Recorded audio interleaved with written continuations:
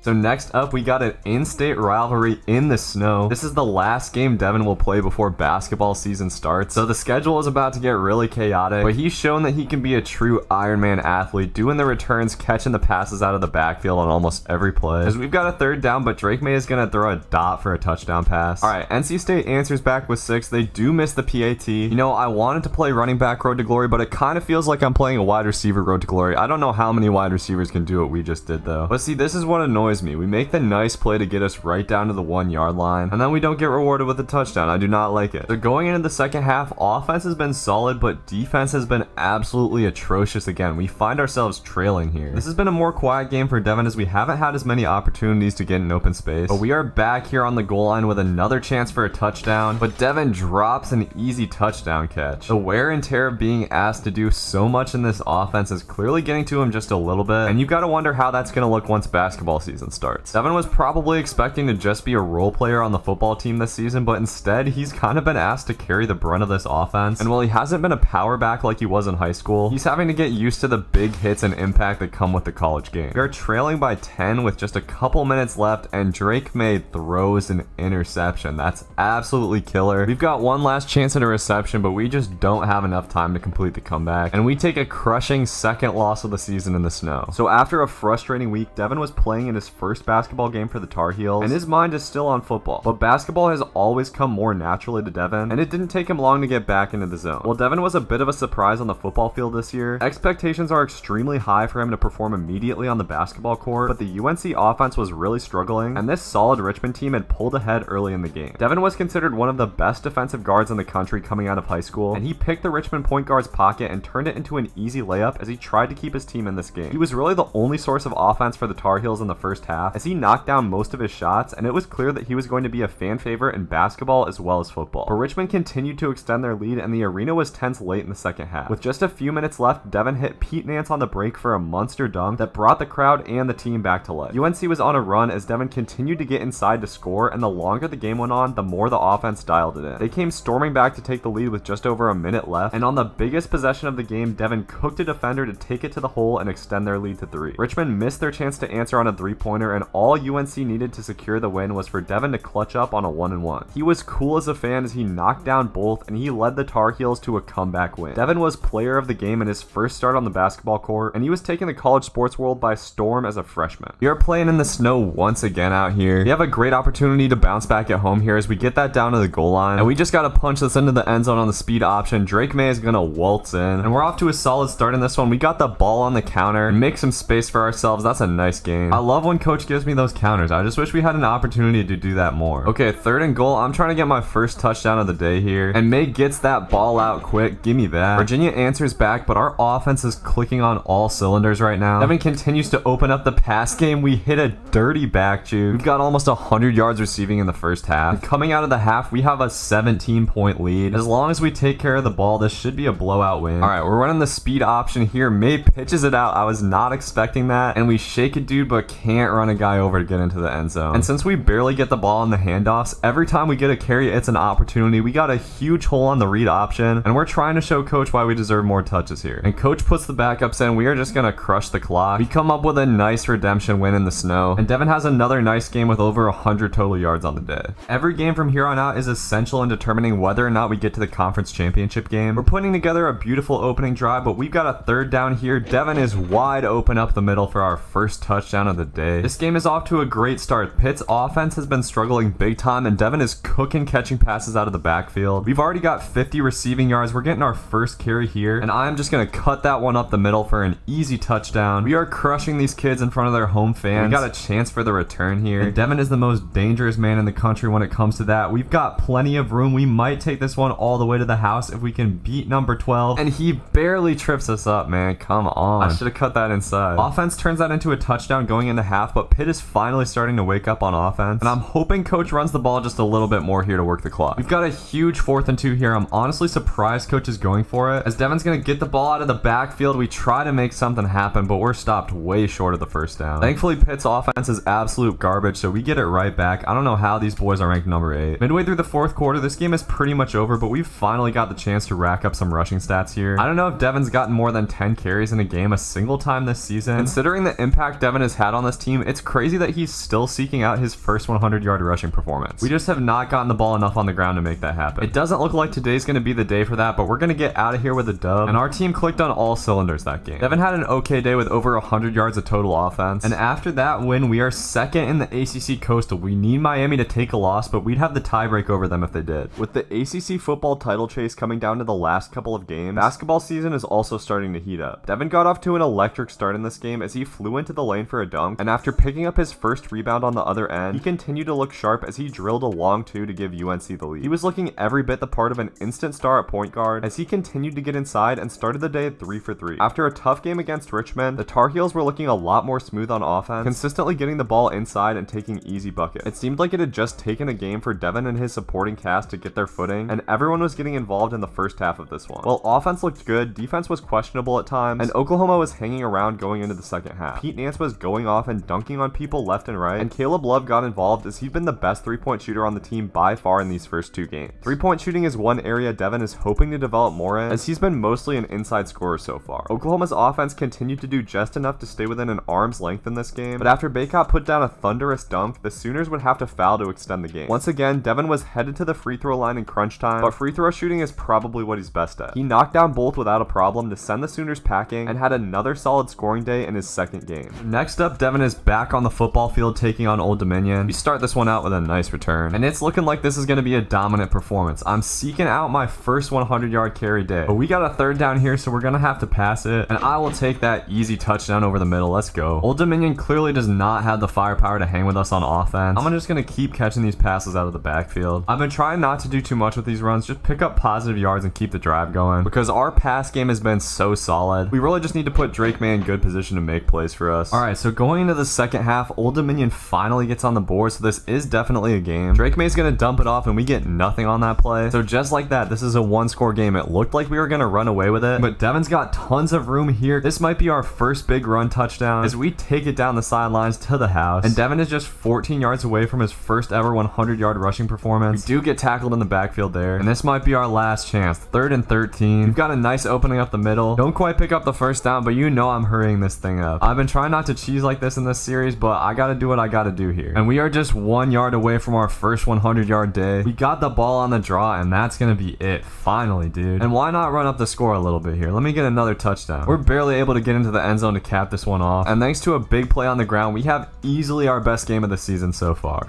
So riding high off of his first 100-yard rushing day on the football field, Devin spends the bye week heading down to Maui for an out-of-conference tournament against some of the best teams in the country. While he was feeling good going into the tournament, he did not start off shooting well. He had been below average from behind the arc in his first couple of games, despite coming in as a highly regarded three-point shooter, and that was something he'd have to figure out if he wanted to become a top draft pick. UNC fell behind as Devin couldn't get a bucket to fall until he finally caught the defense napping to sneak in for a layup at the end of the half. This game went into halftime tied up despite the Tar Heels not playing their best ball, and the game plan in the second half was to slow things down and work through the post. Pete Nance had been great so far this season, which was opening up shot opportunities for the guards, but Nova matched UNC's scoring step for step as Nance continued to dominate inside. Devin had had a tough day, but he finally got something going as he took an and one with a couple minutes left and knocked down a big free throw. With a 3-point lead and just over a minute left, Caleb Love drilled a dagger, and all the Tar Heels had to do was not choke. Thankfully, Love iced the game with another big three-pointer, and Villanova's offense had finally gone silent as they couldn't buy a bucket. Devin was headed to the line again, this time with a more secure lead, and he stayed perfect on his free throws as UNC came up with a big win in tournament play, thanks largely to Pete Nance's strong performance. In the second round of the Maui Invitational, UNC was taking on a talented Alabama team. Devin was looking to put his three-point shooting woes to bed in this game as he hit his first shot, but he got humbled when he tried to take this ball to the hole and got absolutely stuck. Bama's offense got off to a rough start, but they were slowly starting to heat up. This was a more low-scoring half, and UNC was clinging to his small lead, but Devin was getting physically dominated so far in this game by the athletic Alabama big. Devin was able to hit another jump shot to open up the second half, and UNC was once again doing a good job of working through the post to produce offense. Devin did get scorched on defense a few times though, and while he was showing potential as a scorer, he was definitely looking like a freshman at times. Alabama's offense had woken up in the second half, and they were looking just a little bit more explosive than Devin's team. They were hitting ridiculous shots to stay in the game, and with a couple minutes left, they had the lead. After Devin came up with a nice play on defense, Pete Nance grabbed an offensive rebound to tie it back up, and this one was coming down to the wire. Bama retook the lead on a dunk with time running under 2 minutes, and after having a quiet game, Devin clutched up as he hit a huge shot through contact for an and one opportunity. Devin had been nails from the free throw line all year, and UNC reclaimed the lead, but Bama was not missing anything at this point in the game. The lead continued to change hands as Devin made a defender look like an idiot and drilled another clutch jumper. The Tide finally missed a jump shot with just over 30 seconds left, and they had no choice but to send Devin to the line yet again. The free throws would be no problem as Devin had taken over the game in the last couple of minutes. It looked like UNC was going to steal another one, but Bama knocked down a game-tying three, and Devin's attempt at a game winner bounced harmlessly off the rim. This game was headed to overtime, and Devin was trying to put the team on his back for the win, but Alabama was fired up after their big shot to end regulation. They took the lead as they were doing a great job of cutting to the basket and catching the Tar Heel defense napping, and UNC needed an answer, but Devon's shooting went cold again, and while a Baycott basket cut the lead back to 4, a Mark Sears three-pointer would ice this game. He had definitely outperformed Devon in this one, and UNC took a crushing first loss of the season. So in our final game of the regular season, we're playing against our rival Duke, who's actually having a pretty good season this year. This game will decide if we have a chance to make the ACC championship game over Miami, and we've got a ton of room to the right side here. Devon breaks a tackle, hits the juke move down the sideline, and that's going to be a huge game to get us started in this one. Devon's been showing some big playability that we didn't see earlier in the season in the last 2 games, but that's a bad call for the ball, and that pass is going to get intercepted. Alright, that pretty much erases our nice play from earlier, so we got to get back to work here. We got a 3rd and long, and we're wide open over the middle, but Drake May's going to take a sack. Thankfully, defense is bailing us out right now. This one's still scoreless late in the first, as we get a nice gain there, but we keep getting in these 3rd down situations. We haven't been running the ball consistently, and that's going to be another 3 and out. So offense, after being really great in the home stretch of the season, is really struggling to start this one out. Devon's going to have to help us out by making some big plays in the kick return game. He almost takes that one all the way to the house, and we need to score a touchdown on this drive. We cannot turn the ball over here. I got to be a little bit more careful about my calling for the ball. Apart from that first completion, Drake May is 1 for 11 right now. One of his worst days of the season, but he throws a dot there. We finally get into the end zone, and we finally got something cooking. A touchdown here would put us in great position, as we're going to pick up the first down, and I tried to juke out the entire Duke defense with that back juke. That's a big play. We're finally starting to settle into a rhythm here. I didn't even call for that one. That was kind of a risky pass. Alright, we got the ball down by the goal line with time ticking under 2 minutes, and Drake May throws a terrible pick on the drag route. Our offensive struggles continue. Duke takes the lead just like that. This is offense's worst day in a while, even if Devon's been getting nice on the kick returns. Alright, we need to make something happen before halftime here. A field goal wouldn't be a worst thing in the world, but a touchdown would give us a lot of momentum. Thankfully, May throws another dot to the right side. We reclaim the lead. Our quarterback is having a very up and down day today. It's a wonder that we are even in this game, let alone winning by 4. And we've got a ton of space on this play. This could be another huge touchdown. We're going to take that all the way to the bank. Devon continues to make big plays, and defense continues to smother this Duke offense. We've got the ball right back on the goal line, and we are going to punch that in for another touchdown. Our second of the day as we take a commanding lead, and this has maybe been defense's best game of the season. They just keep giving us the ball with great field position, and that'll be another easy touchdown. Now we're just running the clock down. Low key, if we break off a big play, this could be another chance to get one of them 100-yard days, but Duke's defense is a little bit stingier than Old Dominion's. I do like this play call to the right side though. This is actually one of my favorite run plays in the game. We've got a convoy of blockers out front. I might have just spoke that into existence. Can we beat this dude? We break a tackle but step out, and I don't know if we'll break 100 yards, but this is another great rushing day. We come up with the dub in the rivalry game to close out the regular season, thanks to another fantastic performance from Devon. Miami did choke their last couple of games, so we are going to be playing in the ACC championship game against Florida State, and I didn't even notice this, but Devon has made an appearance on the Heisman watch. He's actually all the way up to number 2. Really was not expecting that, given our fairly low rushing stats, but I guess all the receiving yards and return yards helped out. Alright, it's time for the biggest game of Devon's career so far. Not only is he playing for a conference championship game, he's potentially playing for a Heisman trophy in his freshman season, but Devon is going to have a huge game if he wants to have a chance of winning it, and we get absolutely lit up after picking up the 3rd down. But I'm feeling good about this one. We're getting behind the defense here. If Drake May can put that on the money, that'll be a big gain. Devon's getting a lot of touches out of the backfield already on this first drive, and Drake May's going to throw to a wide open Antoine Green, and we open this one up with a big touchdown. Defense gets a stop, and coach is finally calling a running play. We got to take advantage of it when we get a chance to run the ball. If coach would just run the ball consistently, I don't think FSU would stop us all day, but at least we're getting the ball on screens and stuff, and Drake May just broke the school record for passing yards in a season. In some ways, it's unfortunate that Devon was part of such a pass-heavy offense his freshman season, but it's forced him to become really well-rounded as a running back. And with that catch, we break the school record for receptions in a season. That is crazy. From the running back position, we've caught more passes than anybody in UNC history. I don't know, this might just be a Heisman winning performance. We're definitely over 100 yards for total offense on the day. I'm gonna just keep on picking up my receiving yards, man. Get me in open space and I will make people miss all day. And we are able to get into the end zone on the halfback toss. This game might just be over already. Our defense has been absolutely dominant again today. Florida State's only score was off a turnover, and now it's all about the stats. I'm gonna be calling for the ball on every play as if I didn't do that already. Give me the ball, May. Give me the ball, May. Come on, bro. Come on, bro. Pitch it. Let's go. We hit a back juke for no reason. I'll take my 10 yards there. We are touching the ball on almost every play, even though coaches only called a few runs. The Heisman voters gotta see this, man. Late in the 4th quarter, we got a chance to ice this game, but Drake May is gonna throw a terrible pass. Florida State does get a touchdown. We've got the ball right back. Now we should just be able to run out the clock. This is my favorite situation because this is the only time that coach will actually consistently give me the ball in the run game. We're just gonna go ahead and pick up this 3rd and 3 real quick. quick. And Florida State has no way of stopping the clock. Now we're really just padding the stats. And we are a little over 20 yards away from our second 100-yard day. So we've just got one more chance on 3rd and 12. We do have a little bit of space to the outside. 4th and inches, you know I'm hurrying it up and going for it. I'm gonna be greedy. I'm trying to get these Heisman votes, man. I'm gonna do what I have to do. And I don't just want 100 yards. I want a touchdown, boys. I think we're probably about 5 yards away from 100 yards. We just gotta put our nose down here. And we've got tons of space to the right side. Now I'm definitely going for the touchdown. Unfortunately, Drake May isn't gonna snap the ball, so that's gonna do it. We win the ACC championship game with ease, honestly. And Devin was definitely player of the game. He might have locked down the Heisman today. After that win, we got a chance for another speed upgrade. We are up to 98 now, boys. And in Devin's first year in college, he wins the Heisman Trophy. We also win Returner of the Year. You know what it is. I honestly did not expect this. Didn't put up crazy rushing stats, but we were one of the leading receivers in the NCAA out of the backfield. Over 100 receptions on the season. So it's time for the final game of Devin's football season. We're playing in the Capital One Orange Bowl against Michigan. Coach is actually coming out and running the ball early. I love the game plan, Coach. We are going to get absolutely killed in the backfield there. So now we got to pick up a 3rd down. Hopefully that doesn't dissuade Coach from calling runs in the future. We fight to try to get the 1st down. We are punting it on 4th and 1 from the 40, and our punter is just going to boot it out of the end zone. I don't know what we're doing. But thankfully, defense continues to be really solid. They were a little bit rough in the front half of the season, but in these last few games, they've stepped up against some really good offenses. And we're going to need it because this defense is very tough to move the ball on. But matching up a linebacker man-on-man with Devin on 3rd down is never a good idea as we pick up that 1st down. And this time on 4th and 1, we're going for it. I don't know what changed between last drive and this drive, but Devin's open out of the backfield. That's a really late throw from May, but we're able to toe tap in bounds. Alright, we're getting the ball here on a jet sweep. We've actually run the ball a fair amount today. It just hasn't been as successful as I would have expected. And Devin drops the pass on 3rd down. That's a big one. Our kicker misses the field goal, but defense gives us the ball right back, continuing their dominant run. And Devin is wide open down the sideline. I don't know how they lost him out of the backfield. Alright, Michigan finally answers back. So going into the second half, we've got a tie ball game. And this is a big 3rd down in our own territory, but once again, they somehow lose Devin out of the backfield and we're loose. We have been getting a 3rd down a lot. We got to pick another one up here. That was not a good call for the ball. I should have found the soft spot. And just like that, Michigan takes the lead. Our offense is struggling against this tough Wolverine defense, and Devin needs to lead his team to a touchdown here. We got a halfback slip screen on 3rd down, and there's not a lot of room there. We power our way for a couple yards, but once again, we will have to punt the ball inside of our opponent's territory, and once again, it's going to be a touchback. Thankfully, defense instantly comes up with an interception. They've been so good today. We got to provide them with some support, and I like it when Coach splits me out wide. Gives me tons of space to make plays like that. We are going to punch that in for an easy touchdown in a game where nothing has come easy so far. But Michigan's offense has woken up in the second half. We got to do something with the kick return here. We got tons of room to the left side, and we might just have this one. Michigan's got a fast secondary, but we got that speed upgrade to get us all the way to the house. Another Heisman moment for Devin. Defense answers the call with a quick stop. Now all we need to win this game is to get into field goal range. We are faced with a 3rd and very long here, and Drake May is hurt for the pivotal drive of the game. The backup quarterback is going to target Devin, and he gets absolutely killed. And now Michigan is marching down the field. They're right on the cusp of field goal range, but we come up with a huge sack. And now they're going hurry up. I don't know what they're doing here. The time might just run out, and McCarthy's going to take another sack. So that's going to send us to overtime. Drake May is back on the field, but on 3rd and 6, Coach is calling a draw. I don't know about this one. We do have some room to the left side, and we're going to pick it up, so I guess I was wrong. Now we got to punch it into the end zone. Offense cannot leave anything out on the field here, and Devin is wide open for the toe-tapping touchdown. They keep on losing him in coverage somehow. So it all comes down to this 4th and goal, and McCarthy is going to complete it over the middle. So we need another clutch touchdown to win it as we pick up a nice gain there, and all the pressure is on us. Can the Heisman winner clutch up? That's a great tackle by number 5, and Devin looks to be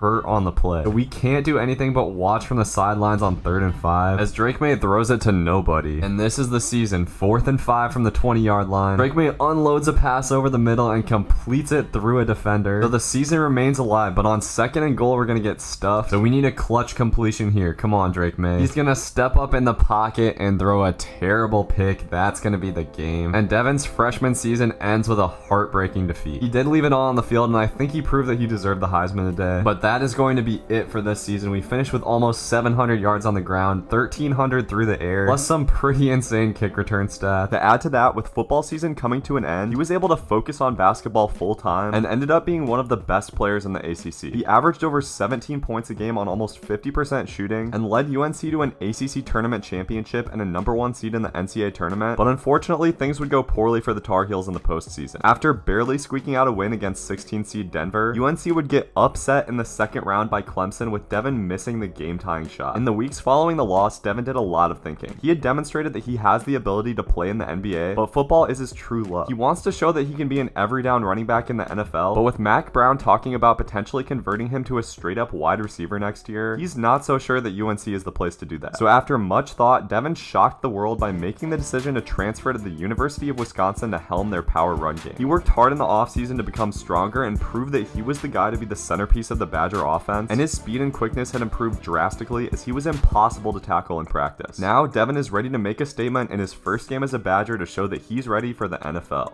I know some of y'all might be surprised that as an Iowa fan, I chose to transfer to Wisconsin, but it was simply the right move for Devin, and you can already tell why. We're going to get way more chances to run the ball this season. This is a great first game for Devin to have in this offense because we're going to get the chance to compete against way slower players, and he should be able to break off some huge plays to start off his second Heisman campaign. Devin, of course, showed last year that he's a huge threat out of the backfield, so Wisconsin's going to use him there too, and we have a ton of space here. We're going to take this one all the way down to the 2-yard line, but after we get us all the way down in the goal line, Braylon Allen is going to steal our touchdown. Now we got a chance to cook on the punt returns, and y'all know if you saw the Nick Sabaka series, that back juke is dangerous as hell. The goal for today is to hit 200 yards rushing. We only got over 100 a couple times at North Carolina, but after a year of adding speed, Devin is just so much faster than all of these FCS defenders. We're going to take that down the sideline for another easy touchdown. Let's go. I'm not going to lie, that 200-yard mark might have actually been a little bit light. We've got 100 already here, and we're looking to add some more on the kick return. We got tons of space. This should be a house call if Devin can make the punter miss. That's our first return touchdown at Wisconsin. First of many, I hope. Wisconsin just seems like the perfect fit for Devin. The offense has a good balance of running and passing, a lot like his offense did in high school, and being on the return team is really helpful. And the blocks are going to set up perfectly. We make a man miss. We're out in the open field, but we cannot quite outrun these dudes. Devin is starting to get tired running so much in the first half. This game is an absolute blowout right now. If we want to hit that 200-yard mark, we got to hit it soon because coach is probably going to take us out pretty soon. We already have a punt return touchdown on day. I'm trying to add to that. Let's get a kick return touchdown too. These FCS kids should not be fast enough to catch us, and we're taking this down the sideline. Dude got the angle on us though. After only getting like 5 handoffs a game at UNC, it's so satisfying to just have a coach who totally leans on the run game, and Devin's a lot more fresh to make people miss in open space since he's not gassed from running routes all day. You can tell Devin has been working on his footwork in the offseason. His juke move is looking absolutely crazy right now as we pick up another touchdown. We don't have 200 yards rushing yet, but part of that is we've just been so deadly in the returns that we keep getting the ball in great field position. I don't know what these defenders are doing. That is going to be an easy one. FCS does not belong on the same field as us. Alright, so we are going to get out of there with an easy dub. We smash FCS. Devin looked pretty much unstoppable today on the running, on the punt returns, whatever. He doesn't hit 200 yards, but that's just because he was so dominant in the return game, and he is looking like a repeat Heisman contender right now.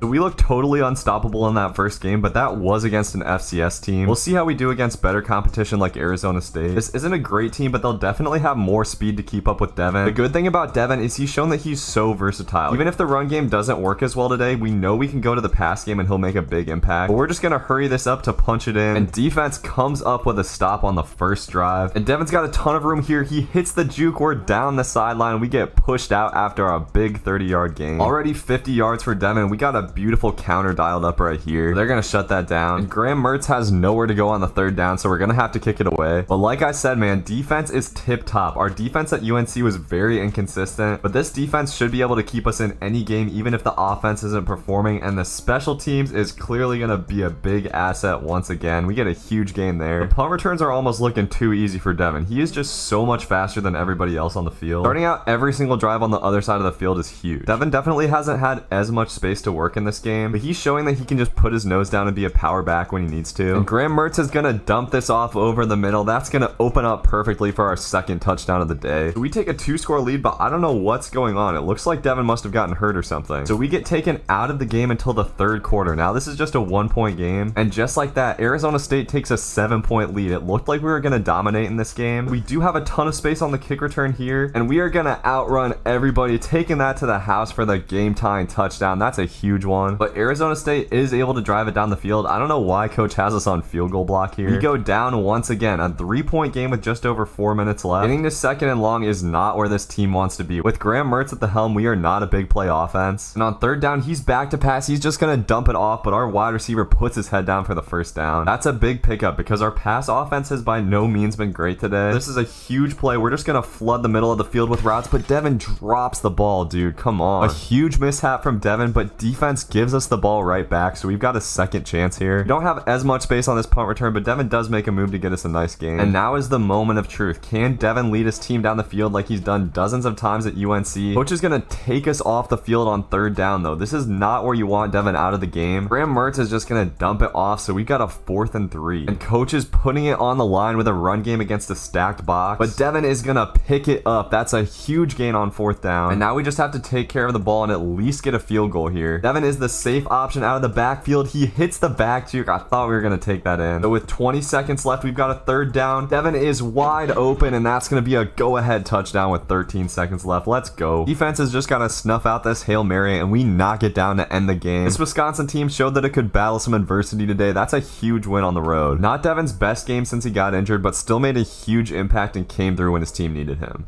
So now we have the Big Ten opener against a ranked Purdue team. This should be another tough test for Devin against a good defense, but maybe it isn't that good because we're going to take that one through for an easy kick return touchdown on the opening play. Devin is the most dangerous man on the planet in the kick return game. He's probably the best NCAA kick returner since Nick Sabaka, and it's a wonder Purdue is still kicking to him. Bro, are you kidding me, man? Are you kidding me? You know, I'm about at the 5-yard line. Let me just pause this real quick. I know what you're about to say in the comments, so let me just pause this in the middle of the play, show you that I'm on Heisman difficulty. It is just too easy for Devin right now. I'm telling you, man, once you get up to like 97, 98, 99 speed, things almost start to feel too easy in this game. I don't know how we almost lost against Arizona State when we can, dude, like what's going on here, bro? Nobody is even within 10 yards of me. That's gonna be a hat trick in the first quarter. I might have to turn up the sliders, man. Our offense has not set foot on the field yet, and we already have 20 points. Devin should get sent to the end. Oh my god, bro. Did we just hit another one? We hit a nasty back juke. Bro. This Purdue special teams unit has got to be the damn worst in the planet. We take it in for our 4th of the day already. If we take this one back,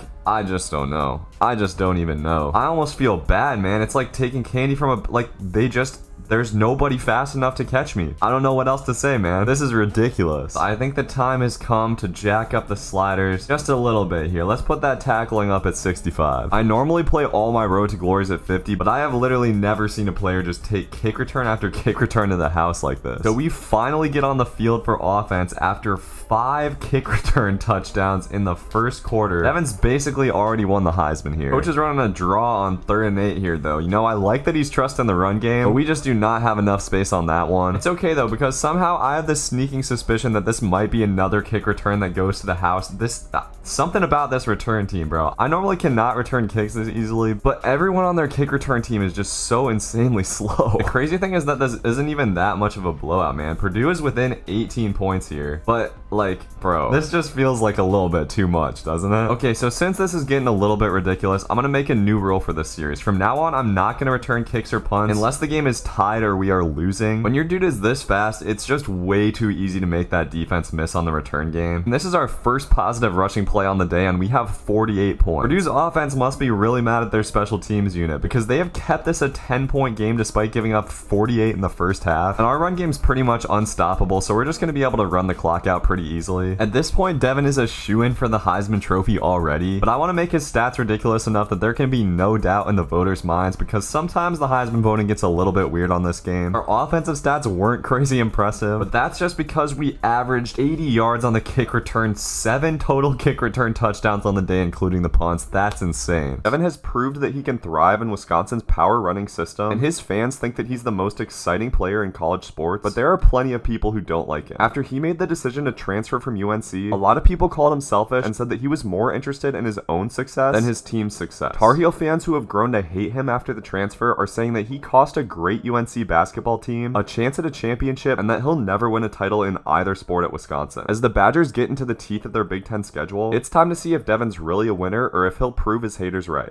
Our first game of the day is our biggest so far as we're taking on number 2 Ohio State, and they've already got us to third down, but this is where Devin is best. We're gonna get open out of the backfield for a big gain, and we've got to establish the run today. This is definitely the best run defense we've played against, but Devin is on a tear. In our last game, we had 7 touchdowns just on the kick return, but Graham Mertz is struggling so far against this Ohio State offense. We're just running a draw on 3rd and 20. Very conservative play call. That's one bad thing about being at Wisconsin. Once we get behind the sticks, our options start to become limited. We do not have the receiving threats or the quarterback that we had at UNC, but we've got a lot of room on this kick return. It looks like Devin is going to have another field day in the return game. We've got excellent field position here, a chance to punch it in for an opening touchdown, and we're going to get to the edge, put our head down. That's how we like to start off the game. Ohio State does put together a nice drive, but defense is able to hold them to a field goal. I have a feeling the Buckeyes are going to get theirs on offense today. So we're going to have to put up a fair amount of points, but we've got a huge hole here. Devin's going to stumble. I thought we were going to take that all the way to the house. We haven't had as much space in this game because Ohio State's been a better tackling team than what we've seen so far, and Graham Mertz is not able to pick up that third down. So Ohio State takes the lead with just a couple minutes left in the half, and their kick return team shuts us down. Now we really need to respond. We are not a 2-minute drill type of team. So Devin is going to be the main threat out of the backfield, and the defense absolutely lost him that time. We're going to go all the way down the sidelines for an easy reception touchdown. That'll put us right back on top, and our defense gets a stop, so we've got a chance to retake control of this game here. Unfortunately, we don't have any timeouts, so we cannot run our passes too short of the sticks. Graham Mertz is going to throw a dot there, though number 3 is streaking down the middle of the field for a huge gain, and we should be pretty close to field goal range now. Devin's open. I thought that was going to us, but the tight end is going to rumble all the way down to the 1 after we pick up a block, and with Devin coming off the field, we're passing the ball here. Graham Mertz takes a terrible sack, so now we've got a 3rd and goal. I do not understand the play calling, and that's going to be way short of the sticks. Thankfully, Allen gets out of bounds, so we are going to have to settle for a field goal after getting it all the way down to the 1. Ohio State answers with a touchdown. This is definitely the best offense we've played so far, and we've been a lot more quiet on the special teams today. Ohio State's tackling is just a little bit better than Purdue's on special teams. If y'all don't know why I keep referencing Purdue's special teams, check out the last video, man. We scored 7 kick return touchdowns on them, and even though we're hanging around with Ohio State, Devin has not put up the performance I expect from him. He's going to get loose here, though. This is going to be our biggest run of the day. We go down the sideline and hit the stiff arm to get all the way into the end zone. I jinxed it in a good way. And after that touchdown, defense comes up with a pick 6 and a stop. We really could not have asked for more from those boys, and we have great blocking to the outside. I'm gonna cut that all the way back. I was trying to make something happen. We have busted this game open going into the 4th quarter. Now we just got to take care of the football. We got to play Big Ten football. We can't get too over aggressive on this 3rd down. Seems like every time we get stopped, defense answers with a stop of their own, and with just over 3 minutes left, it's time to kill the clock. Devin's well over 100 yards on the day after some big carries. I'm trying to get another touchdown here before we get out of here. So we get out of there with an upset dub on the road. Devin had his cleanest offensive performance of the season with over 300 total yards and 4 touchdowns against most likely the best defense we'll see all year. After that performance, Devin is number 1 on the Heisman watch, where he'll hopefully stay for the rest of the season. This game against Northwestern will be a great way to continue to build up those Heisman stats, as we should see a lesser team today, and you can already tell that they do not have the speed to keep up with us. We're down the sideline on the kick return, and Devin is going to cut that back in to take it to the house. Just too easy. We still do not have a 200-yard rushing performance on the season, and if we want to hit that 2,000-yard mark on the year, we're going to have a couple of those. I don't know if it's going to happen today, though. This Northwestern defense is stingy. This is why Devin wanted to come to the Big Ten. He wanted to be tested week in, week out with the most physical defenses in the country, and Northwestern is sticking around in this game. They cut our lead to 4, and Devin has not been able to do a whole lot in the running game so far, but he finally gets loose here. We're down the sidelines once again for a 50-yard gain. That juke move is so nasty. It can turn a short gain to a touchdown in the blink of an eye, and this is going to be an easy one. That's our best blocking of the day so far. And now we are rolling. Coaches just got to feed us, get us out into open space, and we will make people miss all day. Showing a little bit of power there too. Devin's been well over 10 yards per carry in these last couple games thanks to some big plays, and I kind of love getting the ball on those read options. For whatever reason, that play tends to give us tons of space, and with just a couple minutes left, coach is going to lean a little bit more on the passing game here. Devin honestly hasn't done a ton in the passing game outside of that big play last game, but he's going to pick up a 1st down here. It's sort of been the reverse of what he did at UNC last year. He's been a little bit more tired from playing in that power running game. He hasn't had the chance to get as involved in the receiving game because he comes off the field on 3rd down a lot of the time. But in this goal line situation, we're running the draw for some reason. These Big Ten teams love the conservative play calling, but I'm going to try to make something out of this. We can't quite get to the edge. After kicking the field goal, we will take a 14-point lead in the halftime. This Northwestern Northwestern offense hasn't done anything against us. Right when I say that, Northwestern answers with a touchdown. The Wildcats always seem to keep things close in the Big Ten, but we pick up a big third down there to get us into field goal range. And I'm not going to be satisfied with 3 points here. I have a feeling Northwestern has another score in them, and I do not want to be sweating this one out. We keep getting into these third down situations. This time we're running the ball, but Devin's going to pick that one up easily. We consistently do not get rewarded with touchdowns though. The fullback's going to take that one in. Our defense has been excellent today. They come up with a huge stop with just a couple minutes left in this one, and I'm going to bounce that outside because why not? I'm trying to make a big play happen. Let's get down the sidelines here. Hit that stiff arm. We're going to have to make something happen if we want to hit 200 yards on the day. I'm going to keep trying to cut it outside until we hit our mark. These defenders aren't necessarily playing the run poorly, but Devin just has speed to get around these slow linebackers. We're picking up a first down on almost every run play, and this is what Wisconsin football is supposed to do. Just wear other teams down and juice the clock. We do have a third down here, but I don't think Northwestern has time to respond. I thought that was headed for me, so we accidentally forced a drop there, I think. We do have a fourth down here. Coach is interestingly enough elected to go for it, and Mertz is going to complete that over the middle, but we don't get it. And check this out, man.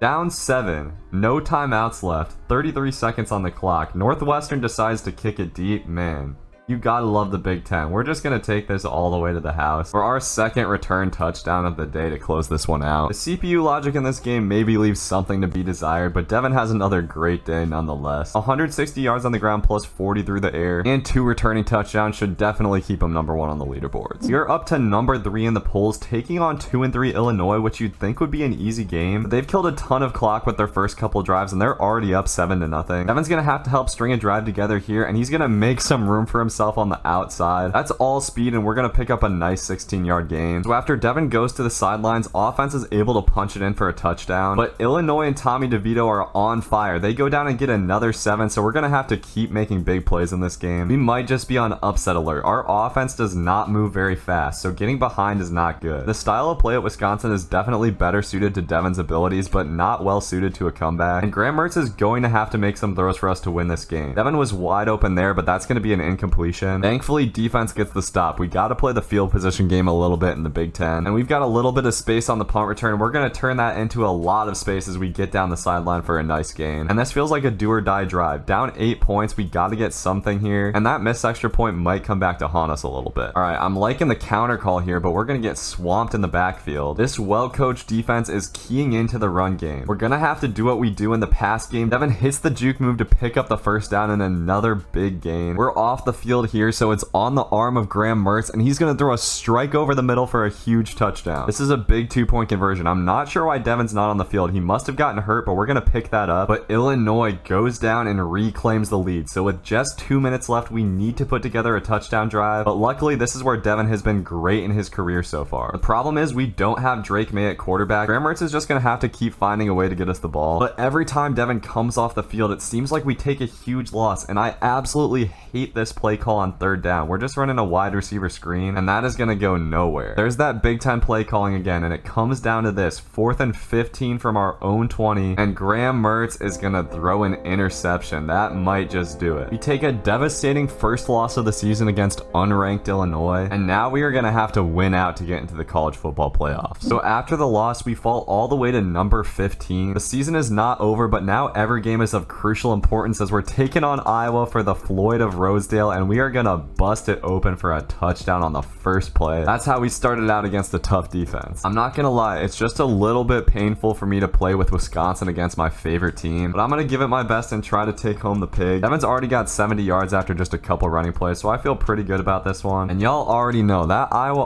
offense probably not gonna do too much today. I don't know if Brian Ferentz is hitting that 24-point win total with this 3-5 team. Despite that first play though, we can't take Iowa lightly. I know their defense is gonna give us some trouble, as we're lucky to pick up anything there. But now coach is calling my favorite play. The blocks are setting up pretty well, but we're not able to pick up too much. I shouldn't have spun like that. And Devin is coming off the field on third down. Coach is just going to run a draw there, and that goes nowhere. Come on, man. So we have to settle for a field goal, but like I said, Iowa offense isn't going to do anything. We just got to take care of the ball, kill some clock, keep picking up points every couple drives. The fact that we got on the board so early in this game is huge, because it seems like points are going to be a little bit harder to come by today, and Devin really hasn't done anything since that first play. So Iowa is finally able to get into the end zone. They do miss the extra point, but we've got a game here. We have already learned this season that putting together a drive with just a minute and a half left is not this team's strong suit. And for whatever reason, coach keeps taking us off the field on third down. We are going to complete a pass well short of the sticks, and Kirk Ferentz is going to use his timeout. But the Iowa offense gives the ball right back, so we've got a chance to get into field goal range before halftime here, and Devin is wide open. If we didn't get tripped up, that might have been a touchdown. With 7 seconds left, we have time to take one shot into the end zone. Graham Mertz, you got to snap the ball, bud. Okay, Devin is wide open once again, but we're going to take the sack. And instead of kicking the 48-yard field goal, coach has decided to go for the Hail Mary here. Very interesting. We are, of course, not going to pick that up. So we head into halftime with just a 4-point lead. This is another grinded out defensive battle, but hopefully this game does not turn out like the Illinois game. We got to take care of business here, but Devin has not been going anywhere since that first play. So we settle for a field goal there, but a 7-point lead is a lot in what has become a pretty gross defensive game. That's almost an insurmountable lead for the Iowa offense, actually. If Devin breaks off just one big touchdown run, it could effectively end this game, but we've had no room to work. The pass game has been almost completely useless as well, and on this third down, we're just going with a halfback screen, and Graham Mertz takes a sack. You've got to imagine that this type of game is just a little bit frustrating for Devin, who's used to those shootouts in the ACC, and he has been getting